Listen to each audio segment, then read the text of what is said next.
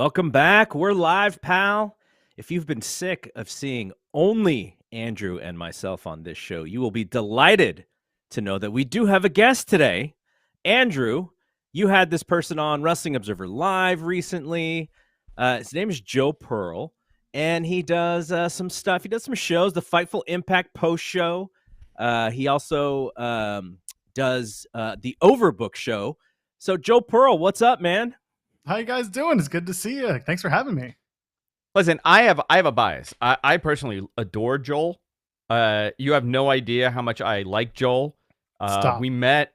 We just started like it essentially was just like busting chops on the internet, and then we've met like a handful of times. We've hung out. I mean, I've had some great times with Joel, so we became really good friends from this. I'm like, freaking great! Let's get Joel on. Yeah. Well, if there's one thing I can tell you, it's wrestling brings us closer together and also makes us want to fight each other. So yes. Come on. I've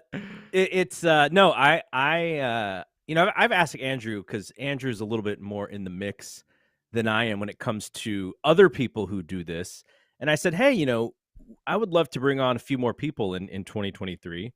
And Joel was very high on the list. And we'll be doing more of that. We'll try to get a guest, maybe once a month or twice a month to interrupt just Andrew and I bantering. But Joe, welcome. We're going to start off with not the easiest topic. Andrew, I know on Mat Men, you already talked about Jay Briscoe's passing, the tragedy. I've talked about it on the Fight Game podcast, but it literally happened only a couple hours after we were done last week when all the news came out. But there is, I don't know if you would consider this good news, but there's been a change of heart at WBD, and Mark Briscoe is going to be on Dynamite tonight, and it sounds like they are going to be able to talk about Jay on the show, which is kind of a 180 from what we had heard about why last week's show was the way it was. Andrew, have you heard anything else about this? Yeah, I got a little hot on Observer Live. I had, by the way, thank you so much, everybody, for the feedback. It was great because it was very honest how I felt, and I didn't want to. I actually sugarcoated a lot of what I wanted to say because we were on, the radio. But I had a conversation with somebody at Warner last week, and it left me so disgusted. And I. Not that they were defending what was happening. They actually didn't understand why they were so adamant still. Mm-hmm. And I had this conversation with this person, and they even said internally, because of what was going on, there was pressure for a reverse course, but he did not expect it to happen. People internally, the shocking thing here is a lot of people had no idea that this was happening. So I that's what I was surprised at Warner. They didn't know why he wasn't allowed, or I could tell you that I saw conversations that essentially they were aware of Jay's passing, and I never saw anything that said that he's banned or anything like that. I guess it came from a very high level, and the internet's support for Jay, the constant, I guess, berating of Warner on their decision, and Tony being adamant, and pushing to do the right thing, changed their course. And I'm glad that they changed course, because I brought up a point here. They have Family Guy on there. They have American Dad on there. Ezra Miller from Flash. Right. These are all examples of Ezra Miller way more than American Dad and Family Guy, obviously. Sure. But, they didn't have the same guttural response to things like this. Jay said something dumb a decade ago, and he knew immediately and apologized for it. So why are we punishing somebody continuously for being apologetic? And also, on top of that, this man, he died in front of his children. And you're still being inept to that whole situation. I'm glad that they made a reverse course. I think somebody educated them on what was actually happening, and the whether or not the community of pro wrestling fans were upset over what Jay had said in 2023, 10 years after the fact. I think they decided, this is not the right decision, and good on them, Yeah, and it even sounded like, as of last night, it sounded like nothing was gonna come out of this, and then just reverse of course. And I think we all saw it with Tony Khan's tweet early this morning of the match with Mark and Jay Lethal. Joe, what are your thoughts on this whole scenario? I've gone back and forth all week, and I think I've echoed the sentiments of a lot of people, including Andrew, that this should never have been a problem with Warner Bros. Discovery. It should have just been this was one of your wrestlers, Tony. Go ahead and do this. This should never have been a problem. And now that they're doing this match with Mark and Jay Lethal, I mean, I'm overwhelmed. I'm happy. I love seeing it. And I think probably the one, great, that's my fire alarm. That's good timing. Yeah. Great timing. I'm going to mute myself for a second. Keep going. All right. You go, or tell us if the house is on fire. Yeah, we want to make you don't sure have to stay. You're okay. You don't Joel. have to do the show, please. We want to make sure that this isn't Fightful. We're not going to force you to go through a blazing fire, okay? You're on Observer. Are you good? But I think it's still going on. Kinda, okay. So what I wanted to say was the other piece of this, and Andrew, you're talking a little bit about some hypocrisy in the decision making. No bigger hypocrisy than what came on after Dynamite last week, right? Yeah. By the way, can I tell you something? I honestly, okay. I made a comment. Nowinski put out a thing. Yes. You saw the CTE thing, okay? Yes. And I just commented on it. I didn't expect anybody to read it. I just commented and I said something like, "It's 2023. I think we're very much educated as far as what CTE does in sports. My personal opinion, I think it's gross. The slap league. Yes. Okay? Yes. I'm not telling anybody. Listen, dude. I'm not a deathmatch guy. I find it gross, but enjoy it. I don't care if you enjoy it. However, I've never, I've said some stuff about wrestling and I've gotten like attacked on it. I've never been attacked to this level from a bunch of dummies. Really? I've never seen so many dummies with you know what their defense was? You're a pro wrestling writer and you have a problem with concussions? Yeah, of course I do. I don't want anybody getting concussed. Listen, in wrestling, it's an accident, right? Doesn't make it better, but it's an accident when it happens. The purpose of pro wrestling is not to hurt your opponent. It's a dance.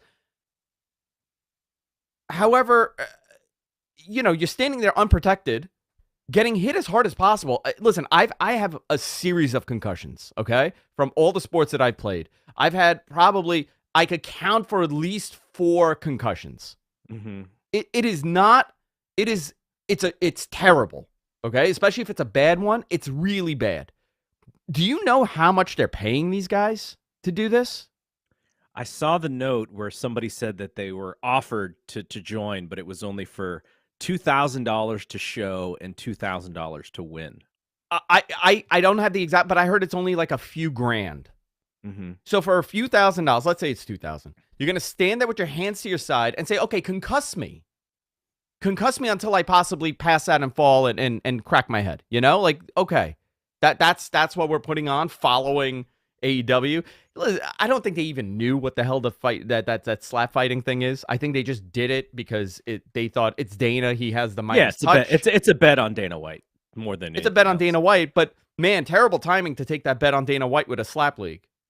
Well, the thing about the slap league is that the idea is that Dana White is a star maker, right? Like, look what Dana White did with the Ultimate Fighter and UFC. And Dana, I feel now this may be, I may be wrong about this. Dana is a star himself, right? So I almost feel like Dana believes, well, if I'm involved, I can get this thing over. Not necessarily that he can make this, like he can make stars out of this, but that he himself is a big enough star to get this over. Yeah. And so that's why, I think there's a little bit of he's doing, he's believing his own thing here with what he could do with what is ultimately a trashy, very trashy, like low common denominator sport, and Listen, sport in quotes. And I'll touch on this, okay? And I know Joel, his fire has been put out and he's okay now, but Mike Sempervive brought up a great point on Observer Live. You know, the stance that Warner has had on the Briscoes, especially Jay, is you want the total hypocrisy? They're fine with Mike Tyson being on that show. They're fine with Mike Tyson doing other stuff on Turner Properties, right? This guy was convicted of a crime. Mm-hmm. It wasn't a tweet that he put out. In the eyes of the court, whether or not you agree with the decision, this guy did time, and he's done some heinous stuff. We'll let Joel chime in here. The biggest hypocrisy of the whole thing is what you said earlier, which is Ezra Miller, the Flash is going to make, or at least they believe, millions and millions and millions of dollars, right? AEW doesn't make as much money for them. That's the true hypocrisy about why you let something happen and then you don't let the other thing happen. But sorry, Joel, go for it. We'll give you some time here to get your thoughts in.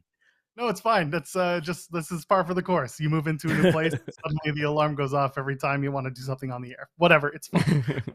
So what I was trying to say was the best part of all of this, as I was in the middle of saying, was that there's a high chance and possibility that Tony Khan went to bat for his team essentially and said, no more, this is absolutely ridiculous that you're saying no to me at every corner for this one little thing that you don't understand. And I'm not trying to say, I'm not reporting anything, but it feels like, you know, this is a case where Tony may have stood up and said, no, this is ridiculous. Like, why is this the problem? And whatever happened between this morning or yesterday morning and this morning, where we have a match, we have a Briscoe on television, despite everything that had happened. I think, and I will take that win despite all the other garbage that's going on with the Warner Brothers situation and everything that's already been talked about as I was waiting for the beeps to go away. Yes, no, very well said.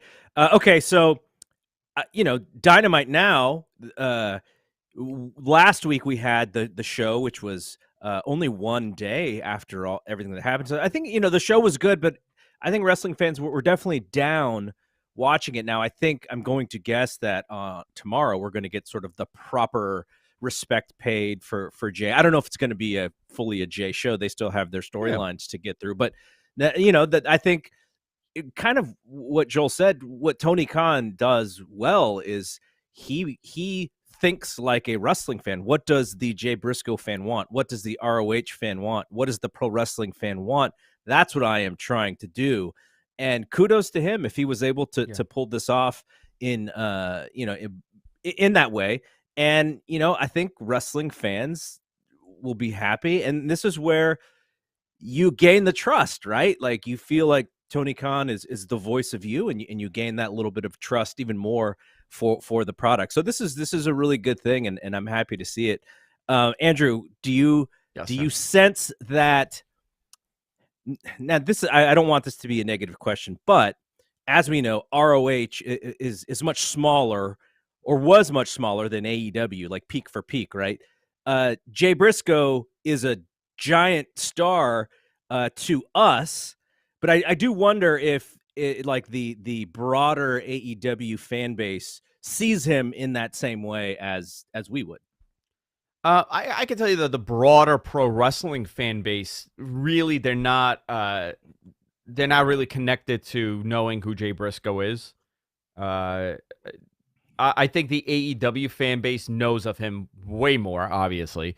But I think it'll, for the AEW audience, yes. Let me just clarify. I think they're very much aware who Jay Briscoe is. They're very much aware today, way more aware today. But definitely, that series with FTR and the praise that it got on online and throughout the pro wrestling community kind of helped with that. Even if you weren't aware of who the Briscoes were for whatever reason and you're an AEW fan, I think you're very much aware of who the Briscoes and Jay Briscoe is today. Yeah, 100%. I think you're spot on about that. Okay, so let's talk about some. I feel like we kind of created these rumors last year, Andrew. Post WrestleMania, we had Dave Meltzer on this very show, And I don't know if it was this show or in relation, but you remember when you got aggregated for saying that Austin and Goldberg is kind of like a dream match that could happen, Yeah, Wrestling at some Inc. point? Yeah. Yeah. Yeah, Yeah. Wrestling Inc. Put out a transcript of me saying it. Apparently, that never happened. But now, When we you know were what? I'm going to tell you, it's quite possible that they had this unbelievable clairvoyancy to see it in the future. I take every bad thing I said about that. You should have left that article up because I would have been a genius at this point. So there were rumors that Austin, what was I guess they talked to him last year, a big money offer for a match. Dave Meltzer says it was for Brock Lesnar, Austin Lesnar. Now we talked last year. The reason I bring this up is because we asked Dave on the air. We said, "Hey, if this Rock thing doesn't happen for 2023, WrestleMania 39." We saw the Austin moment and how special that was at WrestleMania 38. Could Austin come back and be sort of plan B for Roman Reigns? And at that point, Dave was like, oh, that's a very interesting idea. Anything is on the table when it comes to these shows because they want WrestleMania to be such a giant show. But what do you think of the idea of Austin and Reigns? Now, it doesn't sound like that's necessarily where they're going, but there's like this, all of a sudden, there's this fervor to get Austin and Roman Reigns in the ring together. Dude, I'm going to tell you, like, I love wrestling. I've been discussing it for like the last like X amount of weeks here. Like everybody, like it's quite obvious. Like my style of wrestling is what Danielson does. It may not be for everybody. Yeah, but holy crap! You know what? I don't care. I want to see that match. How are you not intrigued by this? Now, whether or not you want to see Austin win a title or not, or if it's going to happen. But, like, okay, you know what? It's such a bonkers concept in 2023 that Stone Cold Steve Austin is facing, Roman Reigns, the greatest of today, at WrestleMania. If somebody had messaged this in the chat room or tweeted me this, I would tell them that they're bonkers. But the fact that this was pitched, which I believe Sean reported on Fightful Select, that it was pitched, these are conversations that happen. Dave mentioned that Lesnar was also mentioned in the pitch. Are we going to go to Goldberg now? Don't publish that, please. I'm not saying it's happening. Wrestling or do. I don't care. But you know what I mean? Like it's WrestleMania has become the go-to for the casual fan at this point. It's the same as the Rumble. Rumble sets it up, but my wife sits there and watches the entirety of WrestleMania with us, and she's not a pro wrestling fan. I have so many friends that are asking me, what are you doing for WrestleMania? And these guys don't really... They come in for a couple months and they leave. If that's what you're doing, and if that's what Peacock wants to grow their subscription service, where now they want to gloat and say they had 6 million people watch WrestleMania over the weekend or whatever they want to say, that's the way to do it. Really, you want to talk about one of the most watched main events of WrestleMania history? With Stone Cold Steve Austin and Roman Reigns main event, whether or not I'm not saying it's happening again, that would draw eyeballs. Now, will it be a great match? Is it a deserving position for Steve Austin? Is it taking somebody else's spot? I'm not even going into that side of the argument, but if you're talking just visually, marketability, the sales behind this, the merch sales, the interest, how do you not do it if you can? Joel, what do you think about Austin and the possibility of him doing something big at Mania? When he came back last year, and when he had the face-off of KO and the unsanctioned match, all that stuff, or the no disqualification match, it was so well done, but it was also a walk and brawl that KO made Austin look amazing in. Yeah. That doesn't mean I don't want to see it again. I just don't necessarily want to see, main event Austin, no title WrestleMania, main event Austin, probably for a title WrestleMania. There's a huge discrepancy in like expectation when that happens. One was a literal segment that turned into a match, which the inside fan knew, but if you're in the arena, there's still that electricity, like, oh my God, maybe. But when you get to the match itself, if you got to build a world title match between Roman Reigns and Steve Austin, there's a lot you can do, but there's a lot of expectation that comes with that. And I think that's where it's going to lie. You can do it, you can make it work, but it's going to take a lot to get the fans seriously invested to that point. Joe, let me ask you this quickly. What would you be that expectation, right? what would have to happen for you to be happy? If it was a similar match to what he did with Kevin Owens, would that satisfy you, or it wouldn't because he's facing Roman Reigns, the Grand Poobah right now? It almost has to be another one of those no disqualification walk-in brawls. Take a few bumps, but not too many. But again, we don't know what ring shape Austin's in, how comfortable he is. So if they do some sort of tune-up match, first time on Raw having a match in X amount of years, or whatever you need to do to pop a rating, because it's inevitable. If you can do that and show the audience that, yeah, Austin can still go in whatever that means for Stone Cold in 2023, then yeah, people will buy in. If you just tell me Austin's going to face Roman and they're just going to promo off until the match, I don't think people are going to buy in nearly as quickly if they don't see what Austin can do other than the stunner. It's a great point. I think there are two flaws with this plan. The first flaw is if it's a title match, I don't want to see. I guess I just don't want to see Austin lose a match in 2023. I just want to see him win. I want to see the crowd go crazy. I want to see him pop the Budweisers and be done with it. Now, if he faces Roman, you have two issues. One is you don't want to see Austin lose. The second is if he wins, then you've wasted this 2-year title run to then give it to the next person on someone who's not going to be around or who's going to be around sporadically. So I think those are my two main issues with doing Austin in a title match. Now, if somehow they get the belt off of Reigns and they want to do that, Austin and Reigns, then go for it. I just don't see Roman losing because they want him to be the Austin of this generation. So they have an interesting predicament with that. But like Andrew said, you put that thing on the marquee, you put that thing on the poster, and all of a sudden WrestleMania 39 is even bigger than last year's WrestleMania. Yeah, my dad's watching. Yeah, my dad is now asking me questions. My father saw it on Facebook. And he's like, oh, and he's showing me that graphic that everybody was spreading yesterday. And he's like, Stone Cold Steve Austin is wrestling Roman Reigns? I'm like, no. And I had to do the whole explanation. Like, no, maybe, I don't know. I don't think so. Who knows, But, but here's the other side, right? It only is good if it makes sense. That's really what it comes down to. Like, if you could make this make sense in some way rather than just injecting a guy, and it not hurting Cody, because I think a lot of people expect Cody to be the guy, then fine. Okay, you can make anything make sense. You know what could have made sense to me from last night, and I know we're going to go into Rumble? Yeah. You know who looks great and is very Austin-esque? LA Knight. Oh, my God. Here we go. Dude, I'm telling you, I'm so sold on this guy. Wait, you mean the fake Steve Austin? Is that who you're talking about? The fake Steve Austin. I love it. Yeah, have him do. He's doing the whole swagger now. He's more and more embracing that Steve Austin now. Could his jeans have been any tighter? That was my question. You know what? I was like, do me a favor. Joel knows how I feel about this. Joel knows how I feel about this. The jeans were perfectly fine. There's no such thing as tight jeans. Okay, that's right. There's no such thing.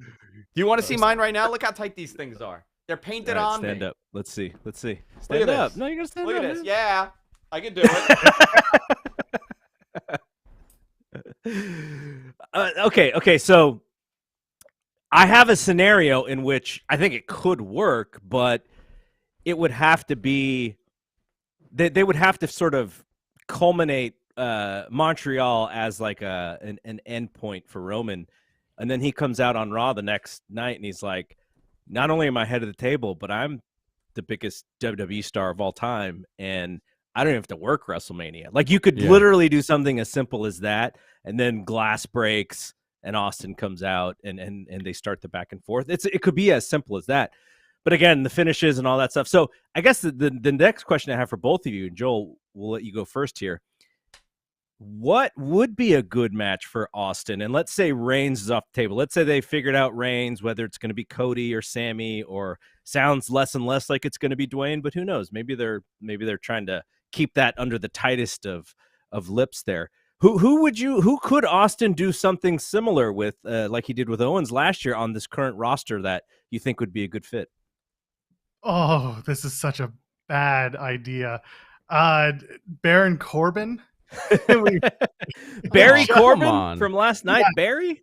Just let him just let him get buried by Austin instead. Like get Barry underneath everybody. No, there's no one that I'm looking at that makes perfect sense to me. Drew McIntyre is a good one, but then it becomes a story of respect unless Drew turns. Yeah. But other than that, there's no one that I'm looking at that's like, oh, it's got to be this guy, because we did KO and that was perfect, right? That was like was the it. perfect way to do it. Yeah. Andrew, what do you think? Anybody? To face outside of who? Anybody on the current roster or anybody? Yeah. Who's if Roman Reigns in Austin is not on the table, who should Austin wrestle if he's going to be back? There's only two people really in my mind. You could Goldberg or Lesnar. Get it over with. You know, we were talking about this on this. How many of these opportunities exist still? You know, Roman, obviously Roman Rock is one. Austin Goldberg, Austin Lesnar, Sting Taker. You don't have a lot of these left that you could maybe kind of sort of do. I would think that, you know, if you want to give something special and it's going to, let's say it's Roman and Cody or whatever you're doing. You want to do something special, do Lesnar Austin if you can. I mean, I don't know if Austin wants to do it or he can do that style, but he can't take any suplexes. I'll tell you that. He's not going to take like 18 of those. I mean, you could do something. Okay, I have a guy, but they've recently turned this guy babyface, even though he still comes off as a little bit of a dick to me. But I think the perfect guy to do the Kevin Owens job from last year is Seth Rollins. Absolutely. Like Seth is maybe the most flexible wrestler that they have on their roster, and he would be fantastic. But then he'd have to go heel again in order to make the promos work. And it seems like they, you know, recently just wanted him to be a face, but like he was on the face tag team against Imperium last night on Raw 30. So Seth would be my guy. Austin Theory, if he's not doing something with John Cena, it would be interesting. I don't know if that's I don't know if that would be the right fit. Someone like Logan Paul, but similar. You know, I'm just thinking of people who are athletic and can do a lot of stuff and work around Austin's limitations at this point. So, but yeah, I mean, you know, this is what's great about this time of the year, the road to WrestleMania. We really see what they're laying out and what they consider to be the big stuff, the marquee matches for Andrew's dad to be like, hey, I want to watch this, even though, you know, I'm not a day-to-day viewer. Like, that's the whole thing, right? He goes to me, he's like, listen, he goes, in his weird German Persian accent. It's not really Persian because he had a German English teacher at the American Embassy. He's like, listen, this fucking guy, Steve Austin, is back. that literally word for word what he said to me. That's how we started. Like, it's amazing. Like, he pulled me aside when he saw me. He's like, listen, like it's a secret. He's showing me this. He got the scoop, apparently. Yeah, I think he and he must have been DMing with Sean. He was DMing Sean Ross Sapp, my dad. Yeah. Andrew, has absolutely. your dad seen Gunther yet? Say that again. Has your dad seen Gunther yet? No, he has not seen Gunther. No, he has not seen Gunther. I think he'd like him. You know what he would say? He would love him. Man, he's a big guy. He would say that. My dad's a body guy. You know, he was a bodybuilder, so he likes all the big jacked up dudes. Let's go. That was my dad when I would watch wrestling. He'd be like, okay, I don't like any of this other stuff, but when Hogan slammed Andre, that was impressive. Like, that was real. Thing. That was real. That was actually a feat of strength there.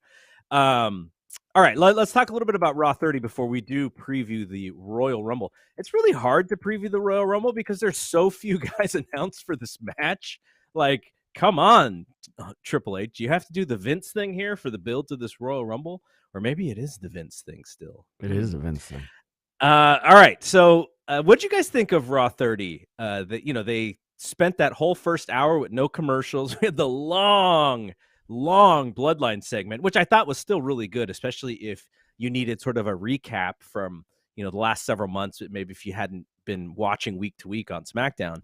But ultimately, Joel, was the 30th anniversary or the 30th year of Monday Night Raw. Was it worthy of this anniversary title here?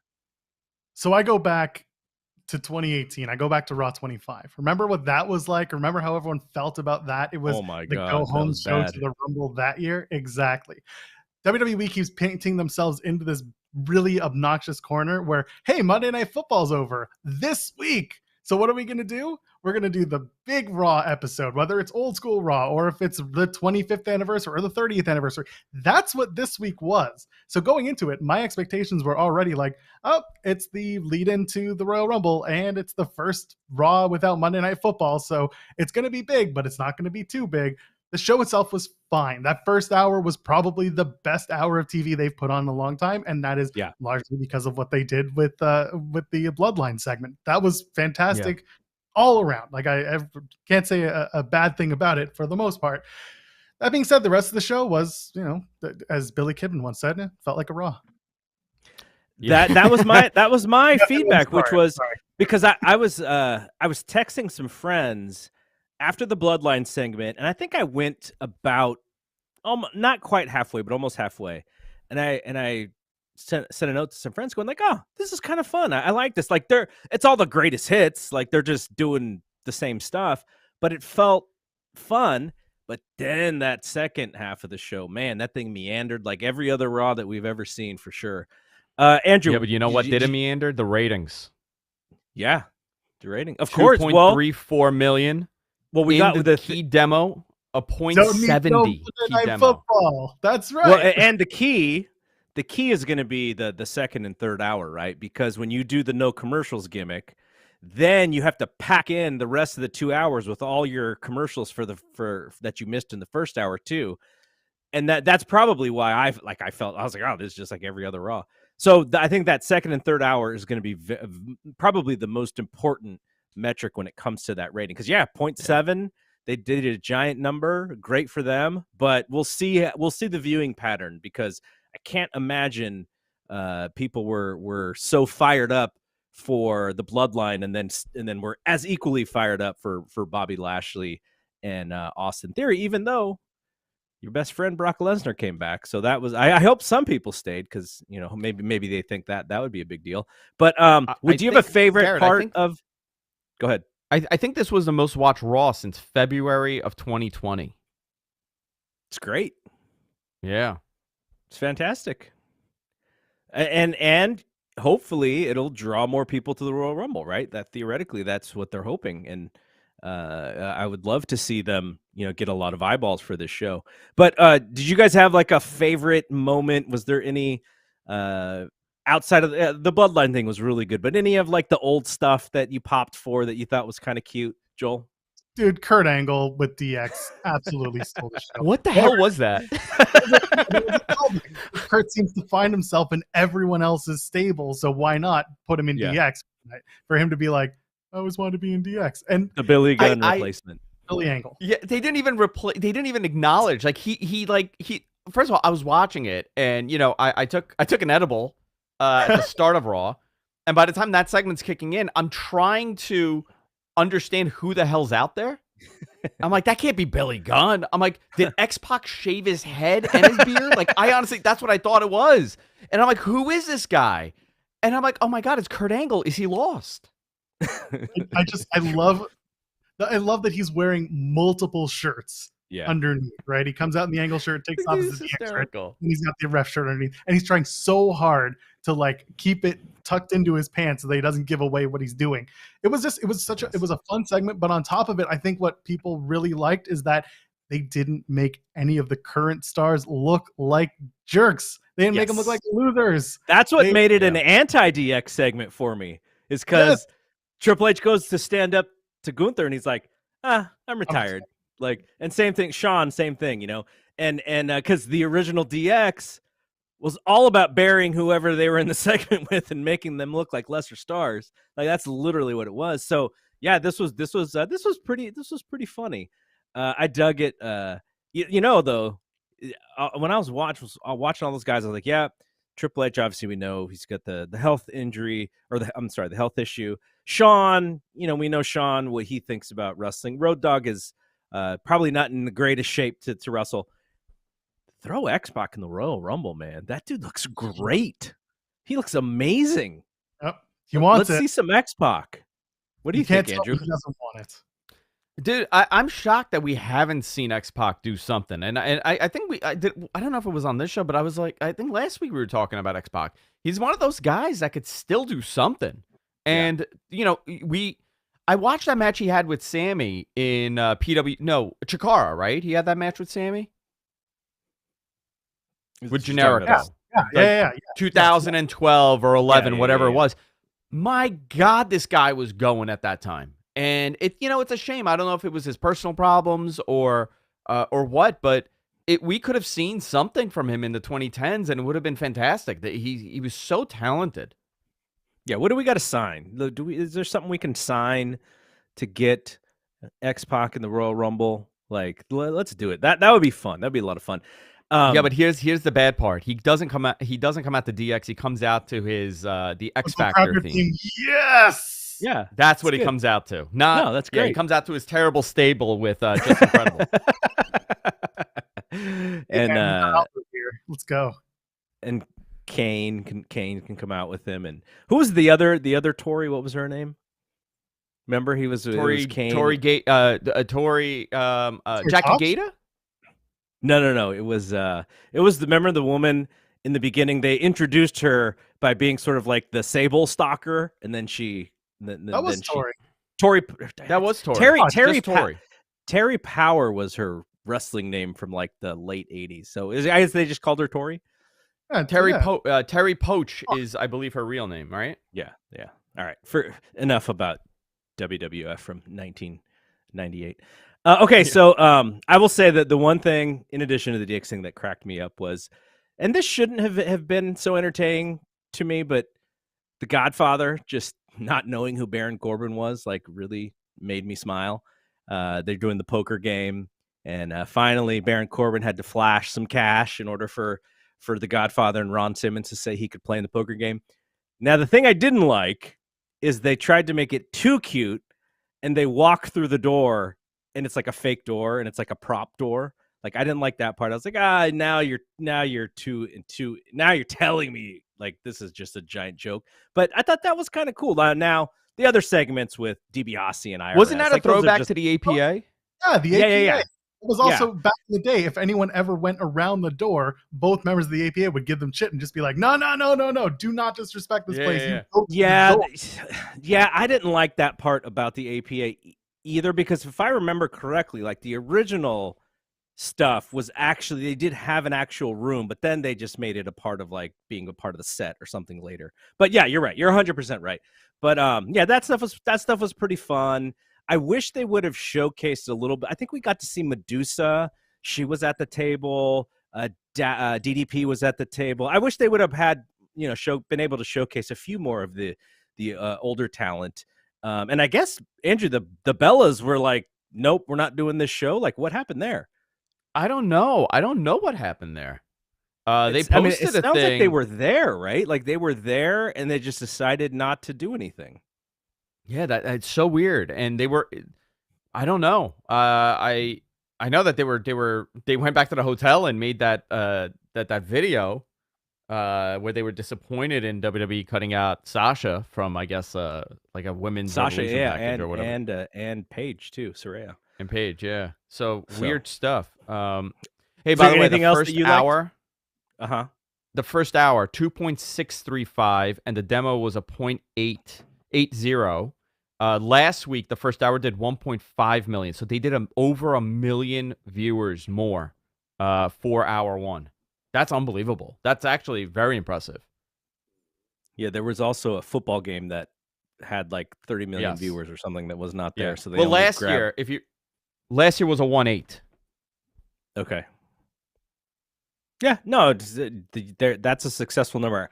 They were able. They are able to do that when they really need to, right? And this was the right week to do it because of the Royal Rumble. But Andrew, before we move on to talking about the Rumble, was there anything else on Raw that you found to be kind of funny or throwback or cute? I thought they did the old school stuff pretty good. The only thing I was really disappointed in, that I was very, very disappointed in, was the They didn't do the old Raw intro. Mm-hmm. They did the music a little bit, like one of the years, the previous years of Raw, but yeah, there was no like real retro style.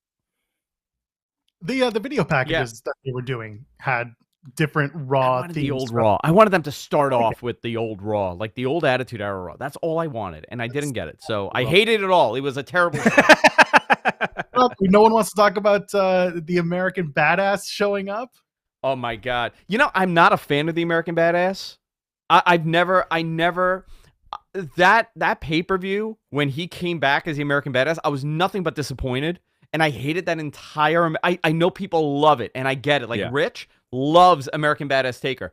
I never liked it, and I was like, oh great, he's doing it. Okay, but nobody. It seems like the crowd didn't want that version either. Crowd didn't know. They popped it, and they're like, oh yeah, he's on a bike. Well, for the same reason that you didn't like it, is because it wasn't the Dead Man. It was a different version of him. But the one positive about the Dead Man is it allowed him to wrestle a little bit more aggressively and different, which I think then helped it when he went back to the Dead Man and his style changed. That's a positive for it. But yeah, the Undertaker, it was he didn't really do anything, right? I don't know if like he didn't choke slam LA Knight. He didn't do anything with Bray. It was almost like they didn't want him to do anything physical. Maybe he's not feeling well, but I think that's what the crowd literally wanted him to tombstone LA Knight. Like they're just tombstone this guy.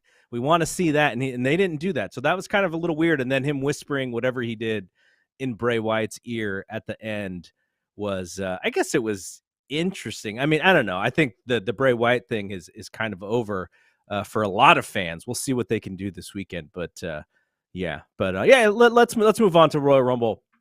I'm actually interested in both of your predictions for winners for both the men's and the women's side. Joel, do you have any like surefire predictions on who's going to win these matches? I mean, listen, if you're not picking Cody Rhodes to win the Rumble at this point, I don't know what you're thinking. No one else has really stood out as the man, I should say, to walk out and win the Royal Rumble this year. Yeah, you could put Seth Rollins on there, but again, you attach Seth and Cody, and it's still the same game being played. I think Cody comes out. I think Cody wins from the number 11 spot because that's a number that has a lot of symbolism to him and to the Dream. So I guess we're going to find out on Saturday. As for the women? What about the women? Yeah. I know there's a lot of talk of Rhea Ripley. I don't think that the winner has been announced yet. And I don't, the problem is I don't know who it is, but I don't think that woman has been announced yet for the Rumble. That's interesting because, I mean, Becky got laid out. Bayley, I'm sure, will be in it. The Damage Control will be in it. But yeah, like it doesn't sound like Ronda's going to be in it, which is interesting. I guess that means she wasn't going to win. But yeah, that's interesting that the person, because I feel like it's kind of like Rhea needs to be it, but it's only because there's no other younger talents who've gotten over. Like I know there's a lot of people who think Liv should win it. There's some people who think Raquel should win it. I don't think Raquel's over enough, though. I'm a big fan of hers. But Andrew, men's and women's side, what are you thinking for winners here? I think Rhea should win the women's side, and on the men's side, I mean, you have Cody. Obviously, that like, I hope it is Cody, and I hope that he's not booed, and they don't do weird booking where it kind of, hurts him in the storytelling. What'd you think of the video last night? That was great. He's fantastic, dude.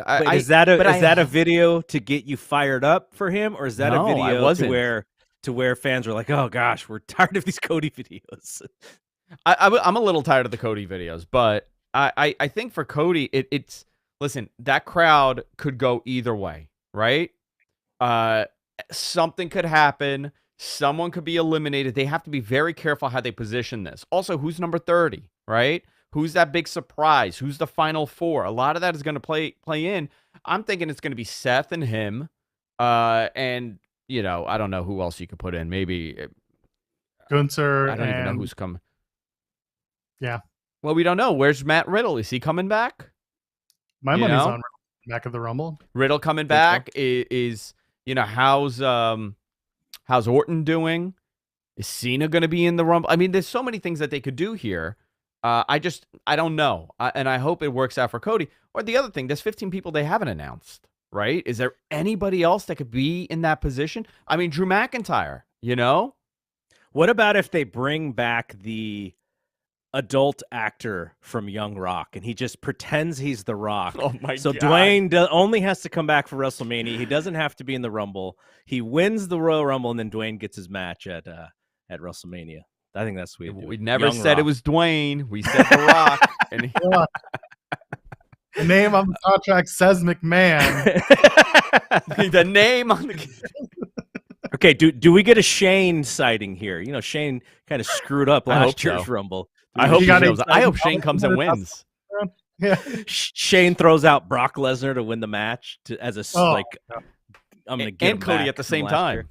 And Cody at the same time.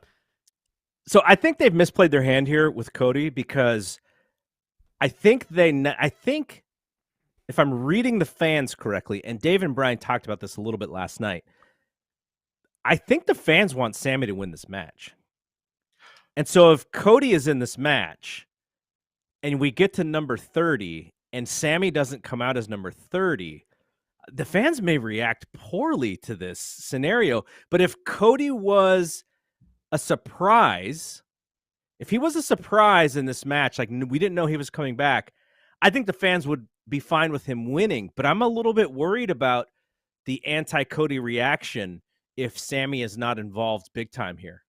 Begging fans to stop with the Sammy stuff, because I guarantee you, when he goes home in February to Montreal and has a main event match with Roman Reigns in what has been a culmination of a giant storyline, people are going to be like, oh yeah, no, that's much better, because he comes out, hometown pop, his old music back. He's going to cut his hair, cut his beard. He's going to look like the Sami Zayn that you saw when he debuted in NXT or on the I would love that. If you do that, every expectation of him being the guy at WrestleMania is suddenly gone, and it's okay again. And we can do that. And then you retell the story of getting to potentially KO and Sammy versus the Usos for the tag titles at Mania. Do that, and I think all is forgotten and forgiven. I hate you, Sammy, as the main event for WrestleMania. I don't think it's a Mania main event, and that's not a hit at Sammy. It's going to be so much more cathartic to see him do it at home, and that's a much better match for him, in my opinion. I'm definitely with you. I think that is a much better story to tell, and that is where I hope they're going as well. But it's just, this whole manipulation of the crowd that they seemingly have to do, and I almost feel like Sammy got over a little bit more than they fully expected him to tell this entire story that you're explaining. So I am a little bit worried. I'm a little bit worried of a hijacking here with the live crowd. And it's not like it hasn't happened to Cody before, right? Like that's the tail end of his AEW run was something similar. So I don't know, Andrew, do you have any thoughts on, the possible crowd reaction to? You think Cody's thinking, Cody, oh God, it's happening again. It's yeah. happening again. I think they could do a good job with Sammy and make it not, I think they're very aware of this, I'm sure. So they're going to do everything to kind of prevent the Daniel Bryan type moment, that happened a couple of years ago. Maybe Sammy does win. You could do something wacky where it's a double, both, it's such a blood feud between Cody and Seth that something happens and they get double eliminated. And here comes Sammy and he won. Would people be very upset at that? Or, you have Elimination Chamber. What's that Elimination Chamber match at that show? You're obviously going to have these guys in that match. Maybe Sammy could win any challenges he doesn't get. And Roman says, listen, I'm not going to face you at WrestleMania, but I'll face you at Elimination Chamber. Or Cody, or you know what? Even better. Sammy wins. He says, you know what? I want to face you in my hometown of Montreal.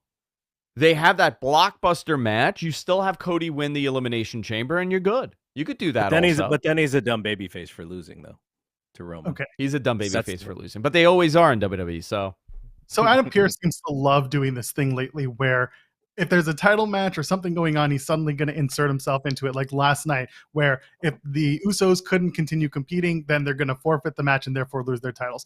I have a feeling, and I know people have been talking about whether or not they split the heavyweight championships right now. The way you get to it, love it or not, I don't care. This is kind of how you get there. You have Roman Reigns beat KO down so badly, and maybe even that happens after the match, after Roman wins, and Sammy's standing idly by, like, I can't believe you did that. That's awful. Once they jump Sammy out, that's when Adam Pearce is just like, nope, you went too far, Roman. You absolutely went over the line. I'm stripping you of one of these titles because of what you did to KO. Now that title is going to be up for grabs at the Elimination Chamber. These men who were the last 6 in the Royal Rumble, they're going to be Elimination Chamber for the WWE Championship. Roman Reigns, you can have your Royal Rumble winner at WrestleMania, and that's that. Interesting. That's an interesting scenario there. I like the creativity to that. Okay, so one way I think they could do this is Sammy's in the match. Sammy's doing well. Roman comes out, because Roman did say he's got like one job to do or something at the Royal Rumble, right? Was that the line that he used? Like, you have one more job to do or something like that. One more thing. He said it at the end of his promo. And we don't want you on SmackDown. I'll see you on Saturday. He said something like that. And what I wonder is if Sammy's ripping and roaring through this match, and you guys remember the Four Horsemen angle where Sting was going to face Rick, and Sting was part of the Horsemen, and Ole's like, no, dude, like it's the Horsemen. It's not you. You can't face Rick, and then it turned him babyface. I wonder if Roman comes in and he's like, what are you doing? Like, you're supposed to make sure that, that we get the way that we want it to be. And then Sammy is still trying to win, and somehow Solo becomes the guy to make sure that he doesn't win. I think that because they've been kind of leaning there, and then maybe Jay's involved. Who knows? Like that, I think that will get the crowd really fired up. But ultimately, I don't think he can win the match because whatever, like what Joel is saying, whatever they set up for Montreal has to be pretty big. And I think a solo match between Roman and Sammy would set that place on fire. Not literally, fire alarms to go off in that building like in Joel's place, but I think that would be like the bit, like just an insane reaction in that crowd. His final test was how Roman put it. Oh, that's what it was. Okay, final test. The final test. Yeah. Because do you remember that Horseman angle with Sting and Flair, where Sting got that match by, I think he won the Future Shock tournament at Starrcade, and then Ole was like, what are you doing? Like, and then they kind of jumped Sting out of the Horseman. But that's kind of the way that I sort of see it is, that Sammy, his faithfulness to the bloodline also means he shouldn't be winning matches to face Roman for the belt. Like that shouldn't happen. So, yeah. I think the big question right now is whether or not Sammy gets jumped out of the bloodline, or if he plays smart babyface for a change and, attacks the bloodline and effectively turns face in the process. They got a lot of ways to go with this. And you know what? The best thing about it, the fans are eating it up. So the TV SmackDown, as much as sometimes I think that show is just kind of a bit on a treadmill, like you have to watch that bloodline stuff on SmackDown because it's been so good. Okay, so Garrett, let me ask you this though, because I want to touch on this quickly. Do you think they're going to split the titles? I don't even know what to think. I want, like, because of how they've built these titles up, I would love to see Roman lose both of them to Cody if that's what they're going to do, because it just means more rather than splitting the titles. Because every time they split the titles, it just means less for both titles. It doesn't mean more. It means an extra match. Maybe there's an extra big match, but it's always felt cheap whenever they've done it. So I don't want them to do it. Yeah, then if Cody wins, sorry, I was going to say, if Cody wins, yeah, what do you do afterwards? Because you can't have Cody be like, oh no, it's nice having both titles and all, but SmackDown needs a chance, so I'm going to keep this one, and here's the other one. It makes them look stupid. Well, the original thing that they did when they did the brand split, where the champion roamed back and forth between shows, I thought that was so great. but they thought, well, we don't have a main event on the other show that week, but they've proven with Roman being the double champion that you don't really need it, right? It's about how many people who are over in your company on Raw or on SmackDown, and the numbers don't really go down back and forth. It's just really about the story. So I feel like they could do that to go back to the undisputed champion, have one champion, and he wrestles, big feuds on both brands. The one caveat, though, that's different is now they don't do the split branded pay-per-views anymore. It's all double branded stuff. So that's the one difference, I guess. All right, last couple things before we get out of here. Andrew, do you have any idea what the pitch black match is going to be? I don't know, and I don't care. I don't want to see it.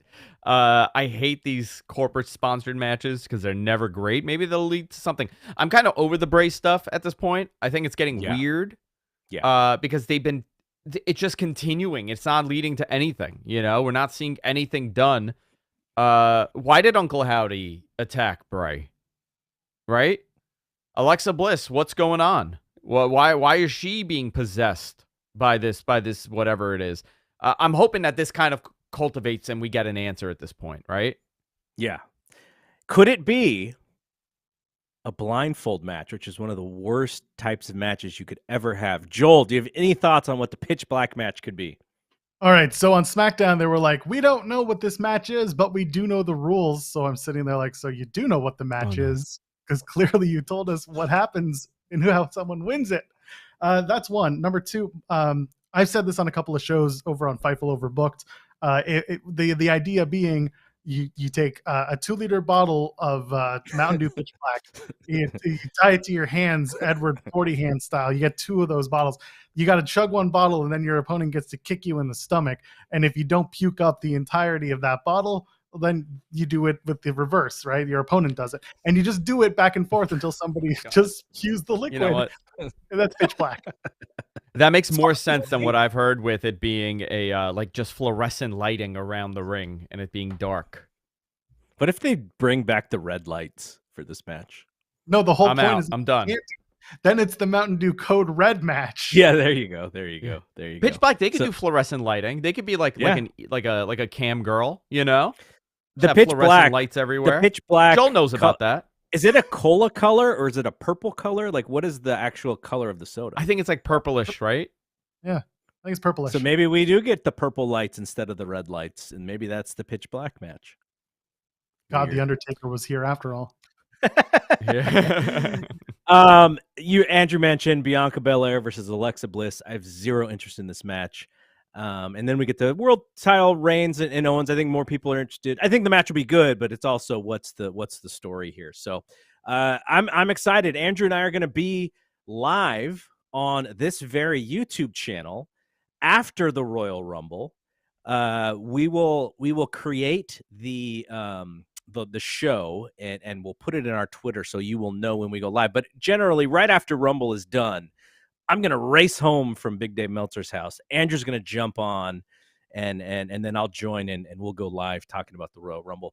So Joel, before we get out of here, I want to give you a minute to talk about all the stuff that you're doing and tell people where they can find you. Yeah. First of all, thanks for having me. This was a blast. Hopefully we'll do it again soon. And you can find me at Joel Never Pearl. again. Okay, fine. All right. Have a good night. Goodbye. JOELPEARL on all socials. I do host the Fightful Impact post show, myself and my co-host Cresta Star break down Impact Wrestling every Thursday night. It is a lot of fun. Sometimes the Impact stars pop into our chat because that's just how important we are to Impact Wrestling. There you go. That's right. Cool. And if you go over to youtube.com/Fightful Overbooked, that's the sister channel that we have. That's where we're cultivating new talent to come and join us over on Fightful. There's a lot of really great programming there. There's live shows almost daily, so come and check it out. And I'm starting a new podcast starting February 1st. It's called The Run Sheet. Myself and Ella J. We're going to be talking about wrestling twice a week. Wednesdays, it's all news. And then Saturdays, it's going to be all about wrestling TV and breaking down the week of the shows. So check us out. It's called The Run Sheets. Busy man. Joel, I want to thank you for jumping on with us, and we're gonna have to do more stuff together. This was a blast. I thought we all meshed pretty well there for first time doing it. And people's shows are kind of hard sometimes. So thanks to Joel. Of course, thanks to Andrew. I will see Andrew this Saturday, bonus edition of We're Live Pal. We're Live Pal After Dark. I think After dark. We both said we may have a glass of Dwayne's Terramana while we're doing this show. So yeah, I got to go get it. Actually, I'm yeah. done with mine, so I just realized I got to go buy a bottle. All right, before Lance Storm gets mad at us, we're out of here. So for Joel, for Andrew, I'm Double G. See you when we see you. Peace out.